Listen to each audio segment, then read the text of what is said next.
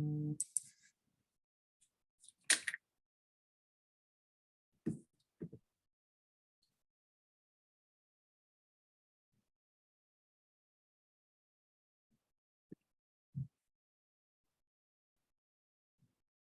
right, hello everyone, welcome in. We'll start in about 3 minutes here just to allow everyone time to log in.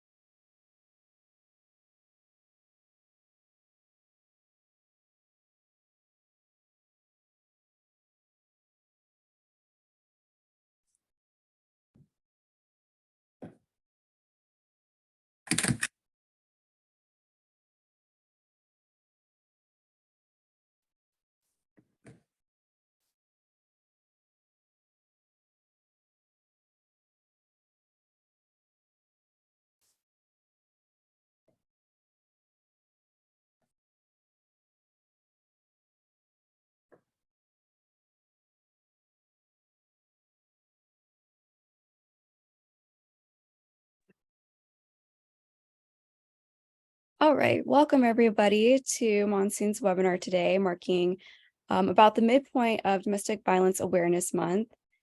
So as folks are coming in and logging in, I just want to introduce myself really quickly here. I am Anne Wang, and I am the social media coordinator at Monsoon. I'll be assisting with technical support today. So if you run into any problems with Zoom or have any questions on the technical side, please feel free to private message me in the chat, and I'll try my best to assist you as best as I can. So before we begin today, I do want to let everyone know that this webinar is being recorded and is live on Facebook right now. The webinar will be uploaded on our Facebook page if you would like to access it later on. If you would like to turn on captioning, please click the closed captioning button, which will be located at the bottom of your screen. It's going to look like 2 capital C's. And then from there, you can click the live transcript or turn on live transcript, and that will go ahead and show the captioning for you. If you have any questions during the webinar, please feel free to unmute yourself or leave your question in the chat, whichever way you prefer. We'll get back to your question as soon as we can.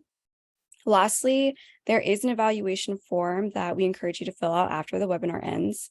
I will send that in the chat now, and that link will also be emailed to everyone here once the webinar ends today.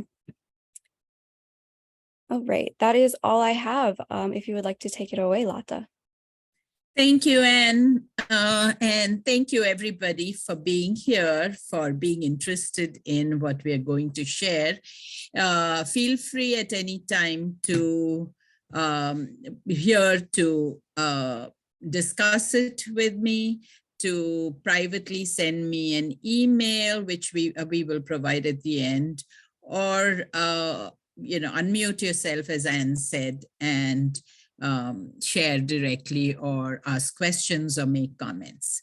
Again, very much thank you. And we can go ahead. My title over here is just for all of you. I'm sure those who have signed up have actually looked at what does Love Jihad mean, considering it's a concept that South Asians are a lot more familiar with, but for some people, it's a new term or phenomenon, but has been around for a long time. The term and the manifestations may have evolved. Thank you. And next. So I want to just read out this land acknowledgement. I used to be a little bit leery of this, but I think it's really important to acknowledge, not just here, but in any place that we have resettled ourselves and our families, to acknowledge the people who came before us and the ancestors that we have also to pay respects to. So I acknowledge the traditional custodians of the lands on which we live, work, and gather upon, and pay my deepest respects to elders past, present, and emerging. I am committed to working respectfully to honor their ongoing cultural and spiritual connections to this country. Thank you. Next. Okay, so just a brief background of Monsoon. For those who still aren't sure what Monsoon does or need to inform others, we serve victims of domestic violence, sexual assault, human trafficking, and gender-related homicide in Asian and Pacific Islander communities across Iowa. However, I do want to add here that we don't just serve Asians and Pacific Islanders. We've had people from all communities approach us, and we extend services as much as we can before directing them to better resources based on their needs, their culturally specific needs. And so we become a kind of a center for people who might need resources and support that they cannot access otherwise. We also do community outreach because our mission is to end all forms of gender-based violence, even if it is a goal that seems unachievable, but that's something that we aspire to. So our programs are, for those who are unaware, again, direct services could be anything from helping a victim get a protective order to going to court with them, working with our legal program to provide them legal services, working with them, with their children, with school issues, with medical issues, with a host of different other needs. We do community outreach and education. This one, for example, this webinar is community outreach and hopefully education. We also have a youth violence prevention program that works with middle and high schoolers in Central Iowa. Campus advocacy. So we serve campus communities around the state on sexual violence, addressing sexual violence needs. We have, as I mentioned earlier, legal program. Technical assistance and training is national, and it's also local, but national and transnational. And we have a healing space and garden at some point. If you all are in Central Iowa, please come and visit us. It's kind of grown in the east part of Des Moines. We've had a little bit of construction recently, and that's a place for communities to gather. Feel free to reach out to us. And again, today or this month is Domestic Violence Awareness Month, or some people want to see this month extend throughout the year, and we support that. But this is a specific month that's dedicated to looking, self-reflecting or looking at our families and communities and thinking about how one sees domestic violence and how we address it, or how we respond to it and resolve issues connected to it. Next. So these are the API communities. For those who are unaware, bring this up because we will come to the main part of this webinar. And why these are important, because there will be a little bit of a history lesson here. So we talk about Asia being Central Asia. So, the former Soviet republics, Kazakhstan, Kyrgyzstan, Turkmenistan, etc. East Asia, which can be China, Japan, Korea, Taiwan, and Mongolia. There's Southeast Asia, anything from Philippines to Burma to Vietnam to Cambodia to Laos, etc. South Asia, which is where I'm going to talk about Love Jihad and specifically connected to India. And in some ways connected to Pakistan. So there's South Asia, which is India, Pakistan, Bangladesh, Sri Lanka, Nepal, Bhutan, Maldives. And there's West Asia, which is also seen as the Middle East. So that's Asia. Just to go through the communities we serve: Pacific Islands, so Polynesia, Melanesia, and Micronesia. Many of our communities, the communities we serve, are from Micronesia. There's the API diaspora, of course, people who have settled in other parts of the world where and moved away from their homelands, or rather their cultural homelands or community homelands. And many of us who are new immigrants are also part of that API diaspora. Next. Okay, so now we come to this, of what are faith backgrounds. The faith backgrounds that I will go through because these are important for this topic that we are discussing. Let's go to the faith backgrounds in India.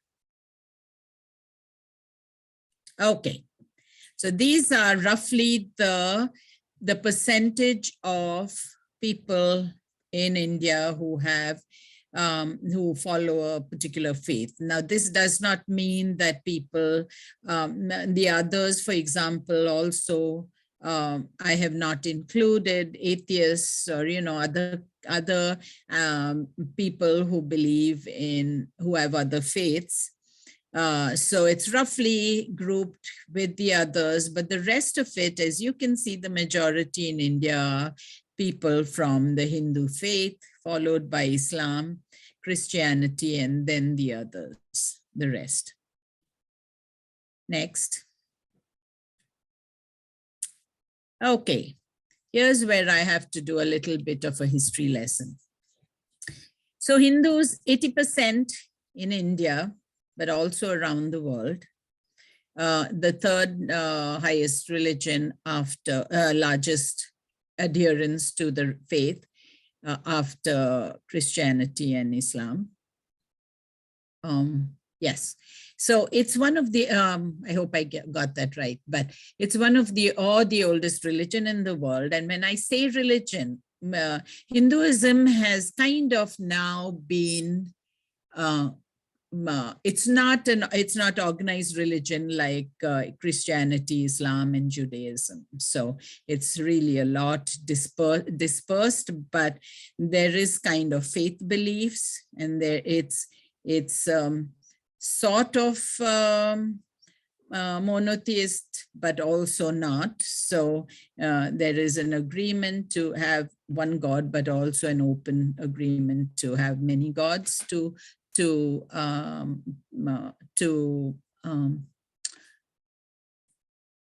worship. So the oldest religion in the world, and with roots in prehistoric times. So you can see how many people who still follow Hinduism and how old it is. And the roots come from, and you can see the next bullet point talks about the Aryans and the Indus Valley civilization in India, like the other four civilizations, the ancient civilizations around the world. Around that time from 3300 to 1400 before Christian era, before current era. So this is how, for any of you who understand or are interested in geography, genetics of people's movements, the Indo-Europeans basically came from, so there have been disputes or debates about where exactly the Aryans came from. Did they come from Europe? Did they come from Central Asia? Did they come from West Asia, from Iran? But the general agreement is that wherever they came from, they did come from Central Asia, what is now Central Asia, to India, what is now India, or the Indian subcontinent, which was occupied by the same time by the Dravidians, who were seen in general, who was seen as darker and shorter statured compared to the Aryans, who were seen as lighter skinned and taller. And but they came as farmers, as pastoralists, and settled down and mingled and moved around. So they are no longer that separate kind of genetic. They do not have the separate kind of genetic footprint, so to speak. And then we have the Vedic religion that started. This was the precursor of modern Hinduism by the Aryans, which created the caste system.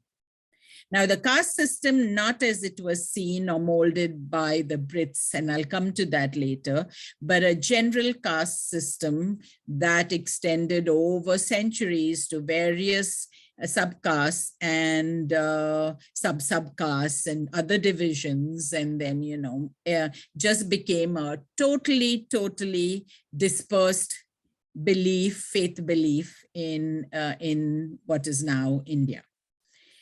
Islam came to India through Arab traders, so it has been around since Muhammad was considered the prophet who came with the final message of Islam in the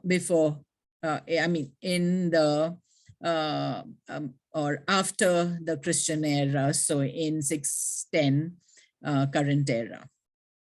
So remember that once human beings started discovering or exploring the world through their own migrations, through animals, through seas, the Arab traders were one of the initial explorers who traveled to different parts of the world, and much later, centuries later, also to the United States. Next. So Christianity, just to add to this, because Christianity has also been, or Christians have been kind of pulled into the love jihad controversy. So Christianity came to India by Thomas the Apostle, one of the disciples of Jesus Christ, who came in 52 current era, and began converting communities or preaching Christianity in Kerala, southern Indian state, western Indian state. Now, coming to the colonizers, why has love jihad been, why has it evolved to what it is now? British colonizers were very confused with the whole caste system and needed to control it to make it more manageable, also for their census needs. So they used the caste system and created those 4 divisions. This happened not in 1600. 1600s is when the British joined the Arabs also as, came later as traders and discovered that the Portuguese had also been there, and so had the Dutch. And so there was a little bit of a trade war going on till the Portuguese ended up holding on to power. They were the original colonizers in India, by the way. European colonizers, because India has been colonized since India existed. So the Aryans started that, and then, royalty and feudalism followed by Western colonization. So, of course, once the Brits realized that the Indians were pushing back, discovered that they were being oppressed, they decided to politicize religion, politicize faith. So, do this divide and rule kind of thing. So they could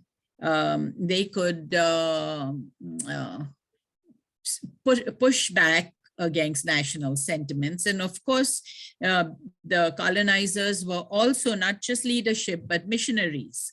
So the idea was to spread Christianity and to end what they called, the Hindus and Muslims were called heathens and kafirs. For heathens, as both were seen as pagans and non-believers in God.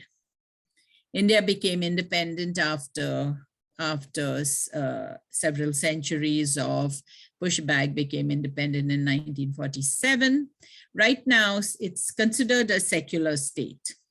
But that doesn't mean that it's a no beliefs, but the state, the government only acts, or the state, all leadership and the judiciary acts supposedly in a neutral manner on religious issues. So there is civil law, there is religious law, and then there are courts that do very much a Supreme Court that does what it has done over here in the United States. Can we, next one, please? Thank you, Anne. Please stop me if you have any questions. We get to Love Jihad. I do want to leave the last part for questions if anyone has, so don't feel shy to ask them as we go along. Okay, Love Jihad. What is Love Jihad? So this is not a new thing, even though it has manifested now itself in a different way in the last 20 years, maybe 15 years rather. It has been in existence since the early part of the 20th century. And one of the things, and possibly before that, it kind of became more apparent in the 1920s or thereabouts, when a lot of, there was this fear mongering, and a lot of religious institutions that were seen as progressive, were seen as modernizing Hindus, were also talking about the Muslim males who were coming in and ruining the purity or the innocence of Hindu women, because the Muslims were, there was this this image of Muslims cast as, as rapists, as people who wanted to convert communities and then, of course, propagate Islam through conversion. Not unlike what's going on over here in this country with race. So we have to see parallels or draw parallels. Also, if you're interested in history, what happened in the 1920s in other parts of the world? What happens when, during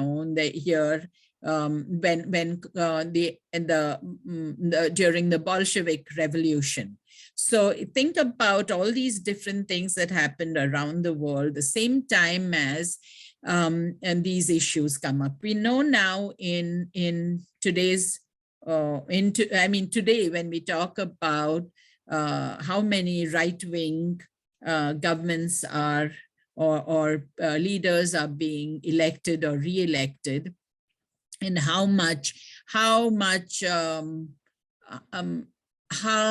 conservative communities are becoming through these means. There are relations, there are ties to all these issues around the world, and this was no different in India. As it moved on from the 1920s through the fight for independence, at that time there was still the animosity against Muslims and Islam with the majority Hindus. I'm generalizing here, so don't send me angry emails. But some of the things were also passed on to other communities. The Sikhs saw Muslims also as, rapacious and violent. The Christians saw them as that. Other communities saw Muslims as the enemy. And that kind of became larger than life with people in their eyes. I remember how that's the same way communism was seen in India. And it came from ideas from the West until India developed ties with the Soviet Union. So till that time, communism was seen as, this is a way of life that is so not us, so not religious and so anti-God, but nobody was looking at what it actually was. So the same way, the 1947 partition of India, that was the time we got independence, and the leaderships on both sides, leaders on both sides decided to separate, and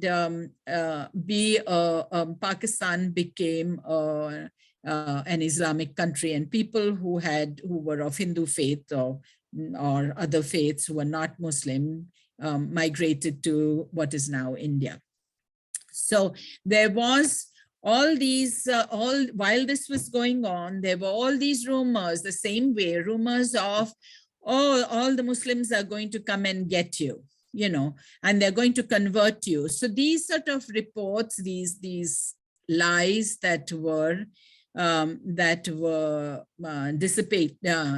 disseminated, were also things that governments took seriously. And so there were things like recovery operations, by both governments to make sure that their people, quote unquote, were safe from all this, from sexual predators, from being converted to Islam, and so on and so forth.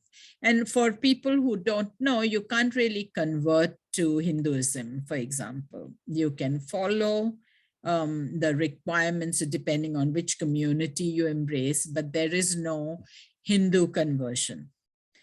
You can call yourself Hindu and follow rituals and traditions of whichever culture you embrace. So that's something I wanted to add. Next. Okay. So these are the interfaith marriages faced resistance because they often require, and that's why I said that in Hinduism, you don't really convert, but in Islam, you don't really require it in India with Christianity. With Islam, you do require conversion. That doesn't mean everybody who's had interfaith marriages convert. There are a lot of couples who do not convert, and that is fine. So do not assume that that's something that in South Asia, I speak for India rather, that this is not something that's a requirement unless a couple chooses to do so, whoever decide when they get married or at some point during their union, their marriage. But it becomes a place for people to be outraged. And then they start to feel that we are going to lose this person to the other community, and always othering. And when you other some community or a person, it usually means that that person is seen as of lesser value, or the community is seen as of lesser value. So there are 5 states in India currently, and it may be 6 now, to legalize love jihad as a criminal offense. Actually, 3 have succeeded, and 2 others have considering it. Now, 3 have succeeded because and the Supreme Court has not has let them remain in force, the laws, because they are supposedly not, there have been challenges. They're supposedly not really against marriages between people from different faiths, but if there has been forced conversion, which is very difficult to prove. On the other hand, if you are poor and terrified about police collusion, you are likely to be pressured into saying there was conversion, which leads to, and I'll come to that, leads to criminalizing, police cases, criminalizing, and then ostracization, and then also deaths, violence and deaths. Now there are, just to let you know, it's not just men who perpetrate this kind of violence, it's also women. It's not just nationalist women leaders, it's how we send out messages to communities who will start to other certain faiths. I do know in India, I come from, I was born and raised in Mumbai. When I was there, it was called Bombay. We have a person in my mother's home who lives in a local slum and who worked in the house, and who was very, very rigidly Hindu and very anti-Muslim. But she also did things that a pure Hindu woman wouldn't do, as in lived with a married man and had no problems admitting it, lived with a man who had another wife, and she called herself Hindu. So, you know, there are these complexities and contradictions in how people look at faith in romantic relationships, faith in our communities that we engage with. So my neighbors, my friends, growing up, you know, I had always heard that from other people. It's okay. And I grew up, just to be clear, I grew up, I was born and raised Catholic. But I came from a family where I had an atheist father. But one of the things that I would hear in the communities were, oh, it's okay to marry, if you were Christian, you could marry a Hindu, but never a Muslim. I would hear Hindus say it's okay to marry a Christian, but never a Muslim. And I would have a hard time, because Muslims would be unable to say much about any of these choices that other people were making regarding intimate relationships and marriages. So these nationalist women leaders have been pushing these, even and also this part of the whole getting a vote bank, you know, solidified, but also to push this doctrine, this philosophy of this pure Hindu woman being attacked by these Muslim men, and, you know, linking them also to terrorism, because we know everybody who is Islamophobic also brings up this issue of how Muslims are, how they see Muslims as terrorists, regardless of where the person who is an adherent comes from. It doesn't matter. You're a Muslim, equates terrorist in an Islamophobe's mind. And those are things that have spread out to not just within our small communities, but across the world. So at some point at the end, I will bring up how Myanmar, Burma has also embraced love jihad without using that word. And this has been done by the Buddhists over there. So it's not just Hindu, the Hindu sentiment of or anti-Muslim sentiment by Hindus, but it's also Buddhist anti-Muslim sentiments. Next. So I know I've repeated this, but one of the things about how this pervasive theory that Muslim men are luring women into Hindu women into marriage to convert them and to ensure Muslim dominance in India, as well as to create more Muslim babies, because you convert and then everybody becomes Muslim.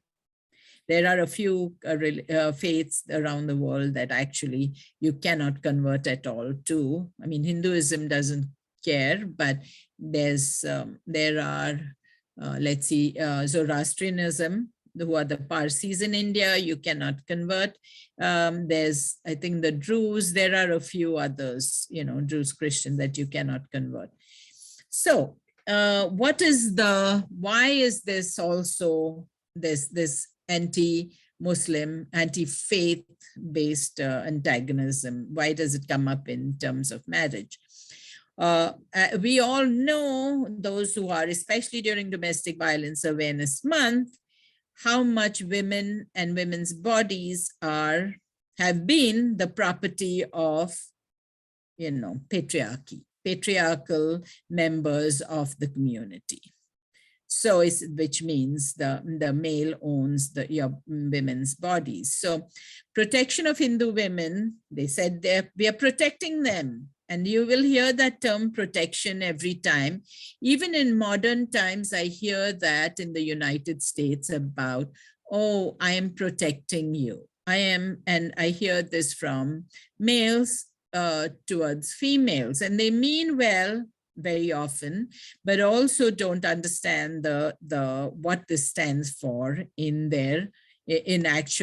reality. So when the protection of Hindu women is tied to control of their bodies, so we can keep you the pure woman that we want to see you as, and you cannot make a choice of your marriage or your relationship, about your relationship.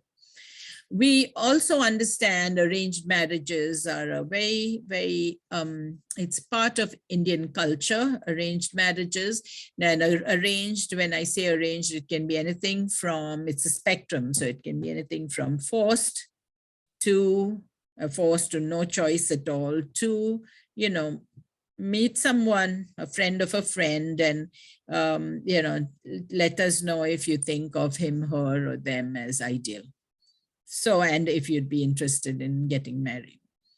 Traditional Hindu marriages involve the change of gotra. Now, it doesn't mean a change of last name, like in the West, but it kind of can be used. But it's basically to prevent you having, like an incestuous kind of union, because as I explained, with the Aryans and with Hinduism being so dispersed, we have there has to be some kind of structure through clans, through caste, through tribes, through different ways to create those social structures that will make it possible to not to have endogamous relationships.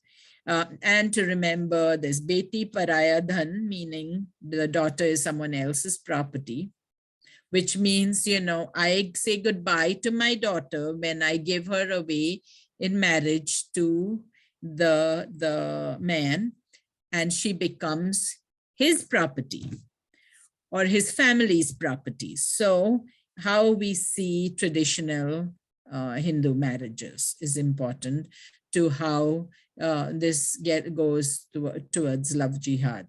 When people push back or challenge these sort of tropes, that is when the problems start or things start to improve.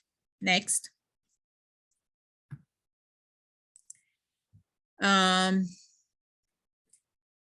Okay, I can answer, Tonya.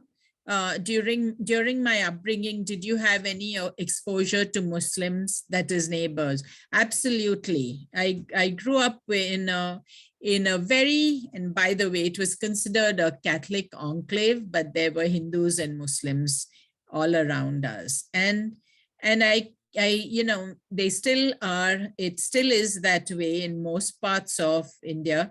There might be a lot of areas where there's a concentration of Muslims because it's safe for them in those spaces, especially in the north of India. There are also spaces in the southeastern part of India where they are concentrated. So Muslims, yes, all the time exposed to them, and this is not the same way as people say my best friends were Black in this country, but my best friends were Muslims actually, just by accident maybe. Okay. I hope I answered your question, Tonya. And if there was anything further, feel free to ask. So again, I said the Supreme Court in India has allowed those laws to stay. And of course, some of the states now, legislative and judiciary may have done that, but certain courts around in the country where the BJP, which is the majority party leadership, and most states are BJP or they're a coalition with the BJP, where there is a lot of this, the federal government and the federal leaders might say we don't encourage this, but they have a hand in a lot of all that is going on, including in the past with the current prime minister. So there is this stereotype of, oh, we are doing it for and women are being trafficked, and which is not at all proven. They've done a lot of, have had commissions look into this, have done investigations, and none of these things have happened. There has been no issue of security being threatened or trafficking of women through what is called love jihad. There is other trafficking, which we want to address at another time, of women and children, including labor and sex trafficking in India, within the country. Okay, so all these people, the stereotypes, narratives, inciting violence, to understand what the anti-beef protests, I want to bring that up because that's connected to also the caste issues as well as faith-based issues and how these conflate. So beef is seen as, beef from cows is seen as, and since the Hindu nationalists came into power and have stayed in power, because beef is from the cow who is worshipped as sacred by Hindus, it is not accepted.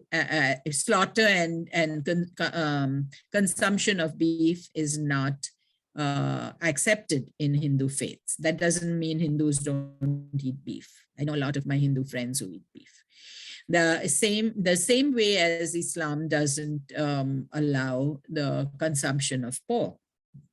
So, but for Hindus, the not eating beef is because the cow is sacred. For Muslims, not eating pork, or even for Jews, is because the animal is seen as dirty. Simplify it. So what happened with the beef, because it's the cheapest meat available in India, and now, by the way, buffalo has replaced beef. So I recently visited India and I was at a restaurant and I saw this menu and it said chicken and buff, B-U-F-F. And I said, is that a fancy term for beef? And my sister whispered and said, that's buffalo. But, you know, it's basically beef, but they don't want to say it. They cannot put that on their menu. So anti-beef protests. So if you are going to be slaughtering and eating beef, it has to be only for tourists, for people who are not from India. Otherwise, there will be a huge protest. Now, I said beef is the cheapest meat. It's a meat that can be eaten by, or was available to the lowest of the untouchables, as they are called, or were called, but the lowest of the lowest castes. The Dalits, the people who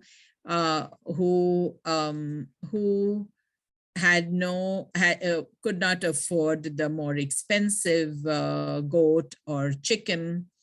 And so there have been so many cases of people being attacked because they think that they have been hiding beef and eating it around their homes, in their homes. I've had in Bombay itself, there are apartment buildings where, which is exclusively people have to be vegetarian or not eating beef, where they will inspect. There are security folks that will inspect your groceries in Bombay. So these kind of images of now a Muslim eating beef, which is, you know, as if it's deliberately done to hurt Hindu sentiments, is another trope, another narrative that you keep hearing. And that's another way to incite violence. Was a very interesting article by this vigilante who was going around, you know, beating people up, proud of it. And the reporter, you know, has written a very graphic story of how, and the quotes that are horrendous. But this person has, in his mind, it is all logical, it's all required, it's all supposed to be because India is supposed to be a Hindu state. And the word Hindu, I should have brought that up, is not because it has anything to do with Hinduism, but it's what a Sanskrit term that has kind of evolved from people from the Sindhu River, which is where, you know, the Indus Valley civilization was also based. So it has nothing to do with the faith that came about or evolved as it is currently. Agency and resistance. This is one of the things that we do not want to say people are all the time victimized and stay victimized. We know in gender-based violence around the world, people have ways of not just resisting, but reclaiming and then using the same language and what's to actually refashion themselves into something more empowering. So when people have mixed faith relationships and marriages, they have defied, a lot of them have defied their families, their communities, eloped, and proclaimed their emotions more than their faith, and talked about how important it is to integrate in ways that do not create schism in race, cannot, you know, throw people or make people break up because of faith relationships, faith-based relationships. Faith marriages, interfaith marriages, excuse me. Next. Okay. So I'm going to go through, these are not so much, there are many, many stories because they are, and I'll explain, they're actually quotes from various sources about, real quotes about how love jihad has affected them, for good, for bad, and for pushback. So he had not committed a crime by loving someone, yet he paid the ultimate price. This was by a brother about his brother who was beaten up and killed because he fell in love with a Hindu woman and tried to elope with her. The second quote comes from the person I was talking about earlier, who the vigilante, the Hindu vigilante. Our strength comes from 4 pillars: our cows, our temples, our ancient culture, and our girls. See how everything is linked. Anyone who attacks any one of these pillars should be put to death. The third one comes from a community activist who worries about the disappearance of people from a small village that was terrorized by people from Hindu nationalist groups. They fear society, they fear their families, they fear they might get killed by these fanatic groups, and now they have the added fear of false police cases being filed. So, they start to worry about, even because remember that even if it's Muslim, it's Hindu nationalist or Hindu terrorism against Muslims, there are a lot of the times their families are complicit in doing this to get to attack the other, the person from the other faith, often a Muslim.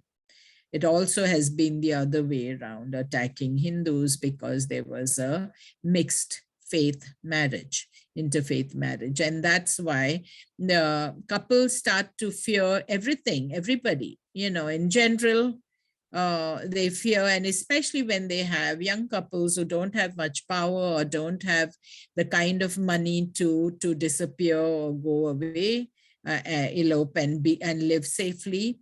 This is something that they have to face and then have to be forced into arranged marriages with people they don't want to. Come to the next one, but now they have the added fear of false police case against them. The last one was from a young man who was trying to get into the army, Indian Army, and said, I'm disqualified because of this fake case against me. They've ruined my future. So you can see the trajectory of what happens to young people when they fall in love, when they want to have relationships that the society, the community and society deem inhuman in a sense. Next. This was an elderly man who was talking about, his neighborhood. I was just asked this question about my neighborhood growing up. And this was in a small village. And he said, he had shared earlier that, everybody lived, doing their own thing. So it's not as if people necessarily were pally or chums with each other, but they also were, people had their own lives to lead. So he said, this was once a very busy neighborhood. That building over there, that was my son's school. He is Hindu, but all his students, meaning his co-students, were Muslims. It's shut now. There are no Muslims in this village. The other one, this was a young couple who tried to, who had a hard time. She said her mother cried. Her parents wanted after she eloped. This was someone from an upper class family. So she had to elope because even in an upper class family, they were unaccepting of her Muslim husband. We're from a small town. It's conservative. People talk. So we used to have to go on dates secretly. The next one is also from this very rigid Muslim group, I mean, anti-Muslim group, Hindu groups that had started out, kind of like the Proud Boys and the Oath Keepers, etc. over here.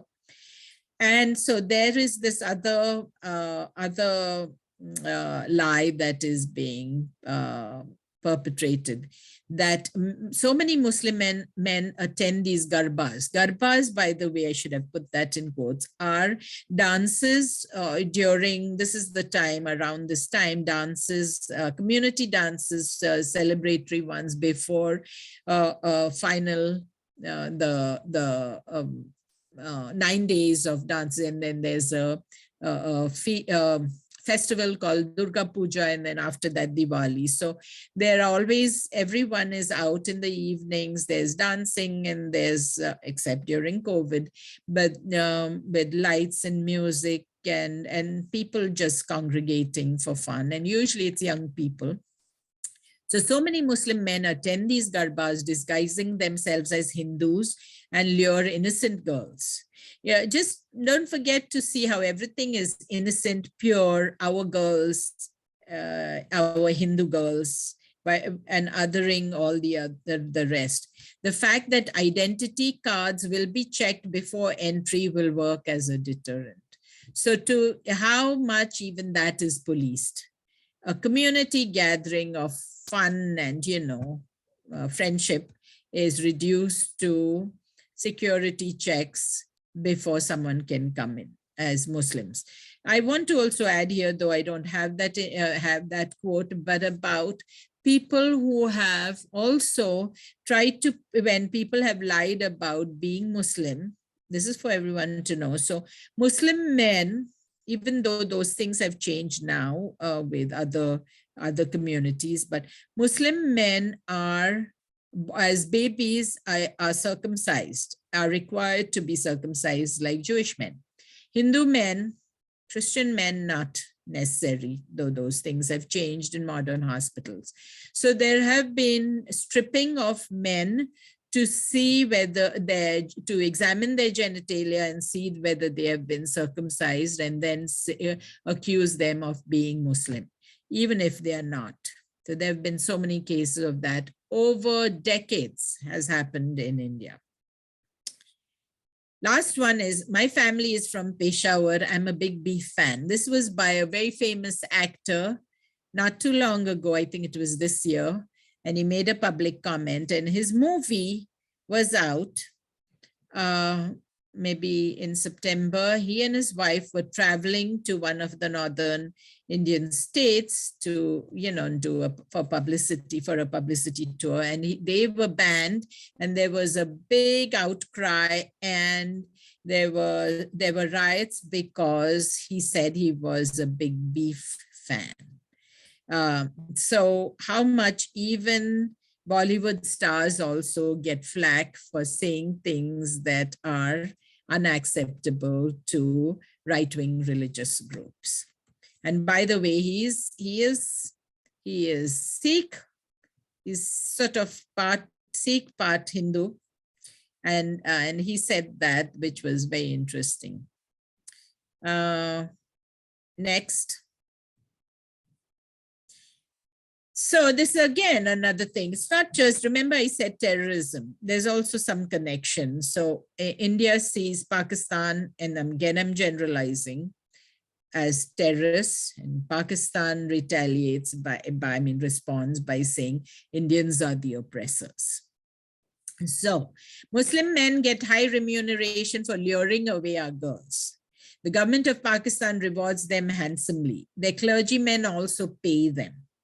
So this is also, trying to invoke this, there are governments now supporting all these Muslims, ordinary Muslim men and clergy that are making Muslims go out to convert in different ways, including getting married to, luring away our girls. And this was said again by a right-wing group member who saw himself as a leader. There have been some of the stories that I've heard about and read are talk about how much even small communities, when they've had friends of mixed race, mixed faith, have had to break up those friendships, especially when it came to mixed faith marriages, because they are more interested in being vigilantes. So again, another one. No, this was by a leader. Muslims are increasing their population. Figures show that Hindus will become a minority by 2060. The threat of love jihad is looming large. If any of you all can see that 2060 and reflect on what is the fear mongering in this country, you will know, just replace Hindus by another community of color in the United States. And an emotive, this is from a community activist, an emotive mythical campaign, a delicious political fantasy, a lethal mobilization strategy, and a vicious crusade, a jihad against love. So there has been pushback publicly from people who have some power to be able to speak up, and people who have joined the struggle in getting that power to be able to speak up and to act. This was from another young girl who was talking about her relationship. Neither of us was even thinking of converting religions, meaning converting to another faith, but I just knew this law would fuel hatred and intolerance. Next, please. This was from an older man who talked about his past love. He had moved out of the small village and come to Bombay to go to and became a filmmaker. Their mother, he means his beloved at that time, had schizophrenia, so her sister's remarks hit home. The logic was that marrying someone outside the Hindu fold would cause some sort of psychic schism. So how even the sister objected to her sister, saying, this might be the same thing as our mother had gone through. He talked also about how she ended up getting married, to being forced to marry someone else. She called me after her wedding, asked me how I was. I said, please don't call me, don't send me news. If you are sad, I shall be sad. If you are happy, I shall still be sad. So this is someone who still be mourning a relationship that the community and society deemed impossible to move forward on. This one was an interesting one. I hadn't heard of this term, but this was by a political leader in the South who told everyone to practice love kesari instead of love jihad, to associate love with the Hindu color, sacred color. Kesari is saffron, and the color is associated with Hinduism, by the way. You have to do it, is what he told young people. Last one was a mother whose whose daughter had eloped, and she was worried because there were, community leaders were continuing to spread rumors and threats. And so she just said this: I approve of my daughter's marriage to the Muslim boy. I just want her and my son-in-law to return to my home unscathed. Okay, next one. So now I'm going to go into just statistics. So if people have questions based on the previous sharing, go ahead, but let's go ahead, Anne, thank you. So just to let you know, and these are statistics that come from the National Commission for Women.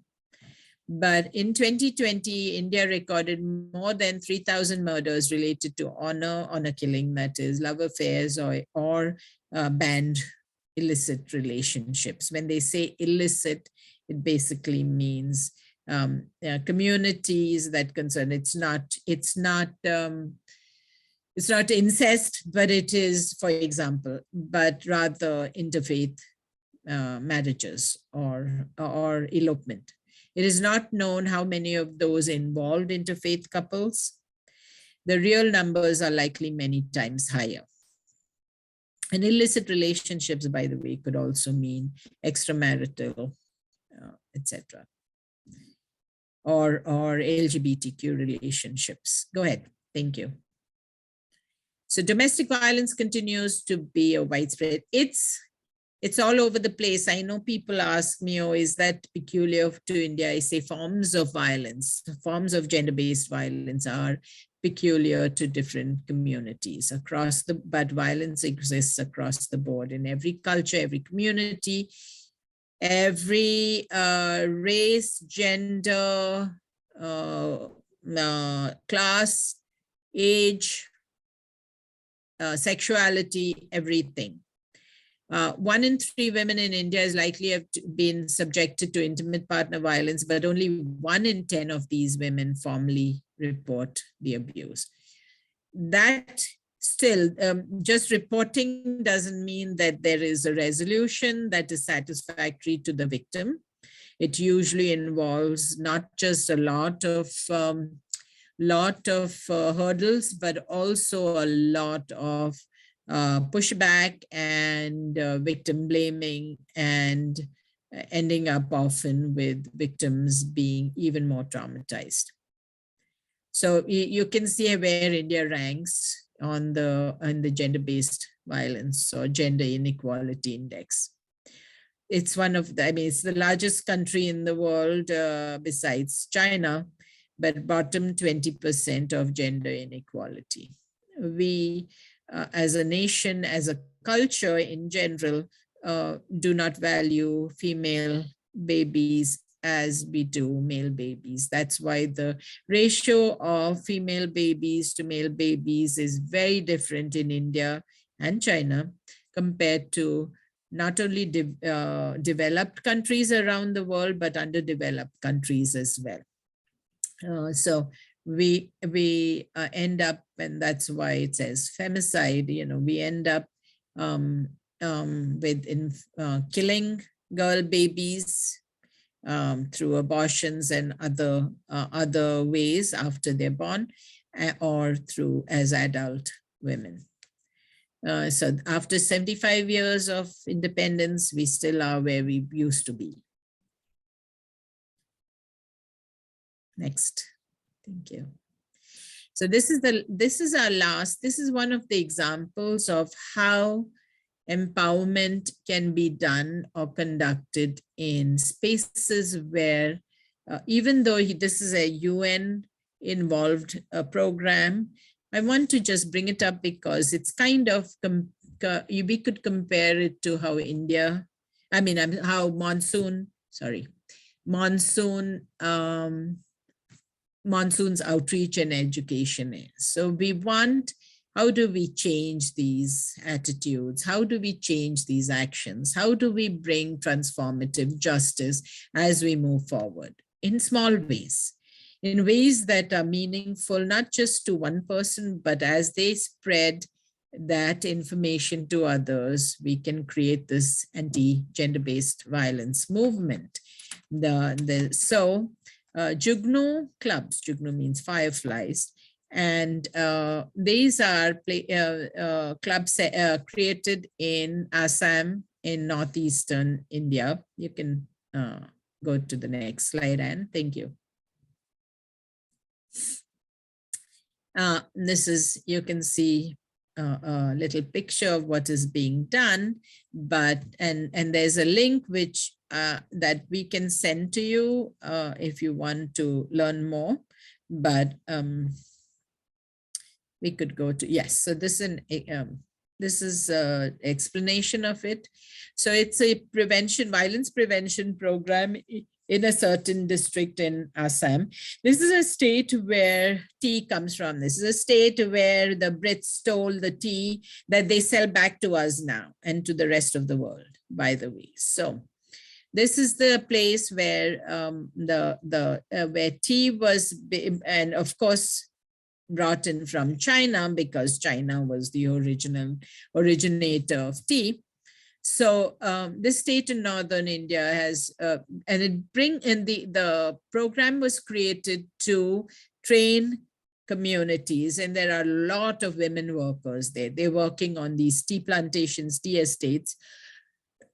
And so these women were trained on addressing sexual harassment, on their own rights, their legal obligations around domestic violence and child labor. So these women were very proud of their own communities where women stood up to bullying in the home and domestic abuse that actually they transformed themselves, where men were challenged on their, their rigidity, their patriarchy, and actually changed within their own families, men's relationship to them. It's not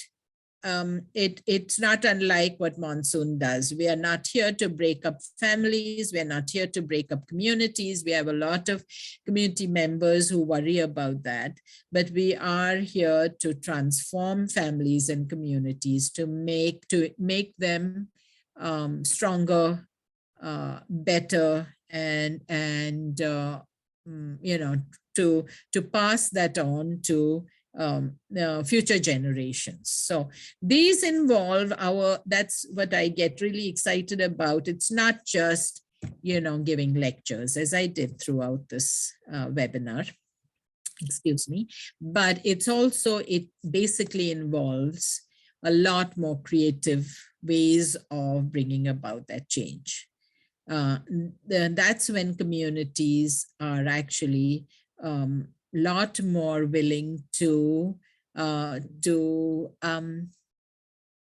converse with each other, to exchange, to have exchanges, to debate through music and dance. We all embrace various kinds of music, dance, songs. We also have different interests in theater and film and doing crafts.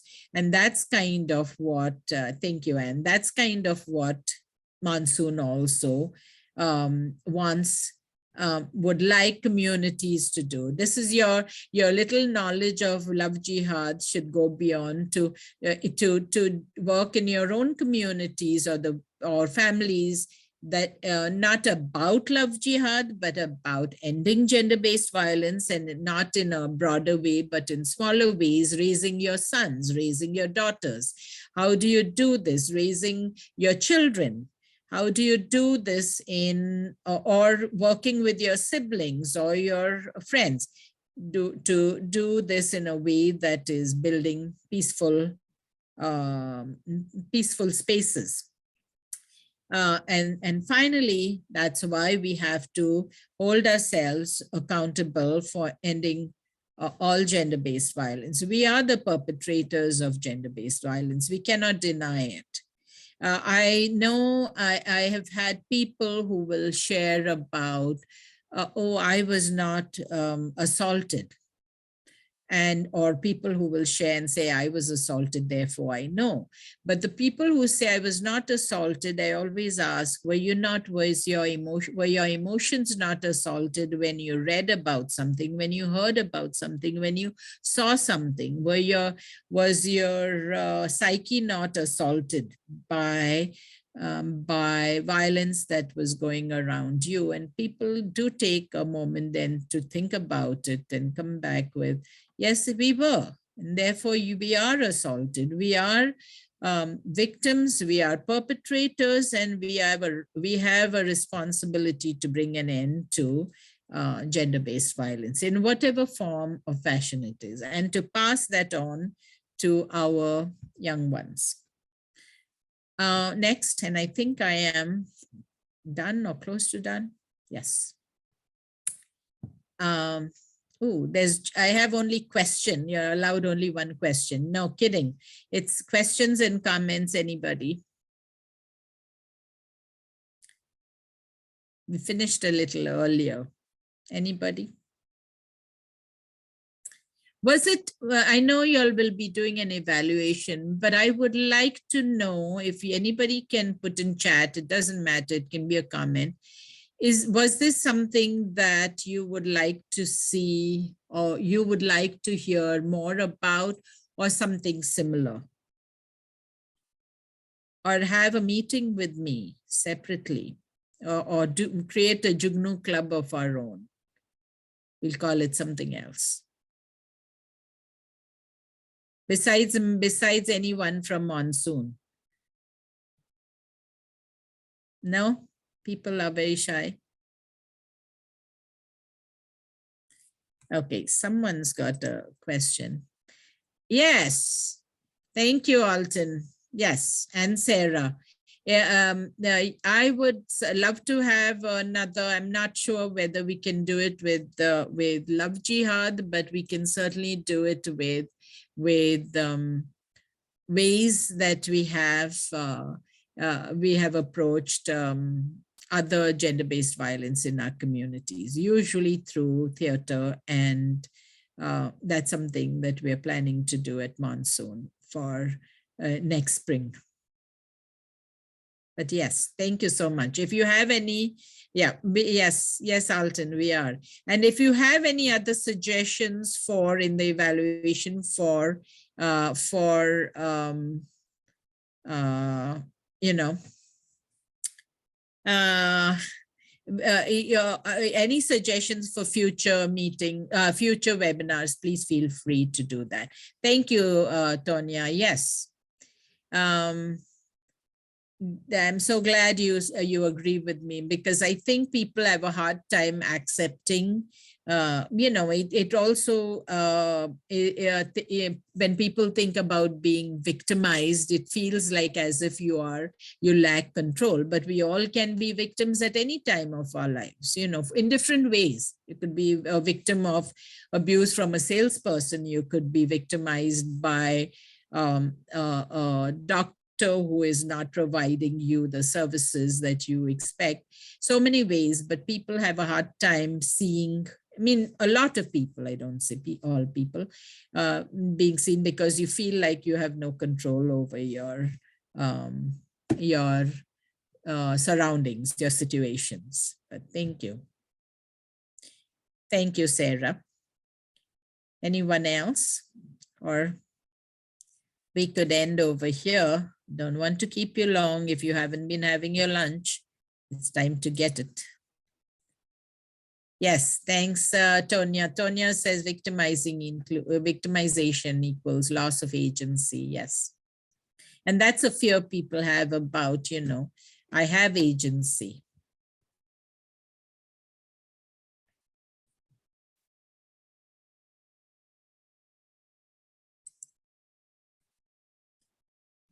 Okay, we can close. I really appreciate you all taking your time to attend this webinar. Feel free to, if it comes to you later, anything that you want me to have a discussion with you all, either through a webinar or if you want to learn more about what I shared, feel free to do that, or send me, come by and meet me. I'm in Iowa City, but I come to Des Moines often as well.